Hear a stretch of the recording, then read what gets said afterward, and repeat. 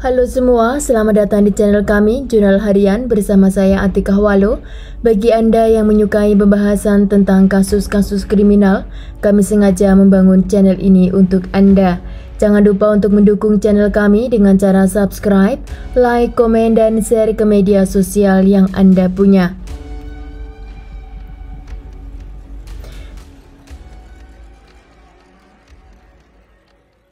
Seorang kakek bernama Jose Ribeiro, dia berusia 62 tahun.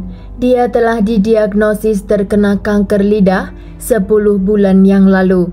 Dan inilah foto terakhir Jose sehari sebelum dilarikan ke rumah sakit terdekat.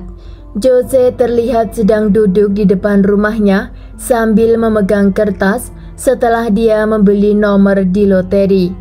Jose terlihat dalam keadaan yang sehat dan baik. Hanya saja pada hari itu, Jose merasakan sakit di bagian rongga lehernya. Pada tanggal 29 November pada tahun 2022, pada siang hari Jose dilarikan ke rumah sakit umum di kota Goiás, Brazil karena dia mengalami infeksi di rongga saluran makan. Keluarga Jose harus menempuh jarak sekitar 177 km dari rumahnya menuju ke kota Goiânia ke rumah sakit umum berharap untuk mendapatkan perawatan yang lebih baik. Setelah menempatkan Jose di ruang ICU, keluarganya meninggalkan rumah sakit tersebut.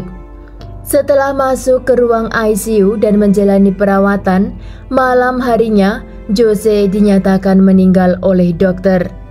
Dari ruang perawatan, tubuh Jose dibawa ke ruang mayat dan dimasukkan ke dalam kantong mayat untuk disimpan di dalam kulkas. Keesokan harinya, rumah sakit itu menghubungi seorang wanita yang dimana nomor wanita tersebut ditinggalkan di data resepsionis. Pihak rumah sakit ingin mengkonfirmasi jika Jose yang meninggal semalam adalah keluarganya. Pihak rumah sakit mengirimkan foto, nama dan data yang menempel di dada Jose. Wanita tersebut adalah adik kandung Jose dan dia mengkonfirmasi jika benar itu adalah Jose kakak kandungnya. Adik dan sepupu Jose menghubungi pihak rumah duka untuk menjemput mayat Jose di rumah sakit agar segera dilakukan perawatan dan dimandikan untuk disemayamkan di rumah duka. Dari rumah sakit, sepupu Jose ditunjukkan tubuh Jose dengan membuka sedikit kantong mayat yang sudah disimpan di ruang mayat. Dengan singkat, sepupu Jose mengkonfirmasi jika itu adalah keluarganya. Setelah mengurus semua dokumen dari rumah sakit, pihak rumah duka mengambil kantong mayat dan membawanya ke rumah duka untuk dimandikan. Siang hari ketika pihak rumah duka membuka kantong mayat tersebut, mereka sangat terkejut karena melihat Jose dalam keadaan membuka mata dan masih bernafas. Setelah lebih dari 5 jam di dalam kantong mayat dan berada di kulkas di ruang mayat, pihak rumah duka segera memanggil SAMU atau layanan darurat yang ada di negara Brazil dan Jose dilarikan ke rumah sakit terdekat. Jose berhasil diselamatkan walaupun dalam keadaan yang kritis.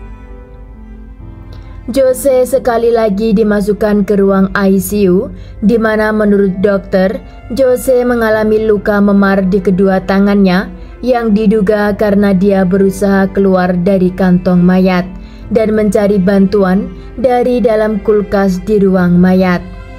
Jose juga mengalami kerusakan gagal ginjal dan juga hipotermia. Polisi mendapat laporan atas kesalahan dokter dan perawat dari rumah sakit yang pertama, dan polisi segera mengamankan dokter yang menangani Jose dan juga perawat yang bertugas malam itu dengan dugaan percobaan pembunuhan, juga keteledoran hingga mengakibatkan kefatalan kepada pasien. Dokter langsung dikeluarkan dari rumah sakit umum tersebut atas kesalahan fatal yang dilakukan kepada pasien yang bernama Jose.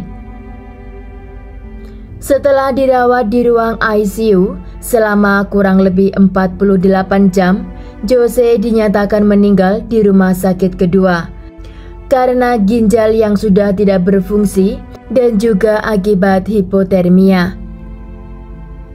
Dokter menduga jika Jose selama berada di kantong mayat dan berada di kulkas, dia telah pingsan beberapa kali karena Jose yang sudah tidak dapat bicara akibat kanker lidah yang dia derita.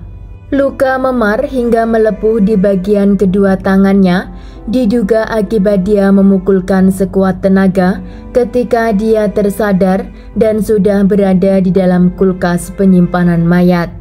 Menurut dokter dan perawat di rumah sakit pertama, Jose malam itu tidak sama sekali merespon, walaupun menurut salah satu perawat, dokter tidak memeriksa denyut nadi si pasien. Padahal Jose di ruang ICU di rumah sakit pertama, dia menggunakan selang dan oksigen. Polisi masih tidak mengerti bagaimana dokter dan perawat menyatakan jika Jose meninggal jika mereka tidak memeriksa denyut jantung dan juga denyut nadi si pasien. Keteledoran di rumah sakit itu sangat membuat takut para warga dan oleh sebab itu dokter dan perawat yang bertugas malam itu langsung dikeluarkan dari pekerjaannya. Keluarga Jose tidak terima jika dokter dan perawat hanya dipecat dari rumah sakit tersebut. Namun keluarga Jose akan menuntut agar mereka menjalani hukuman atas keteledoran yang mereka lakukan di tempat kerja. Sekian jurnal hari ini. Jangan lupa tinggalkan like dan komen. Jika Anda tidak keberatan, klik tombol subscribe untuk mendukung channel kami. Terima kasih saya ucapkan kepada Anda para subscribers. Sekian, sampai jumpa di jurnal berikutnya.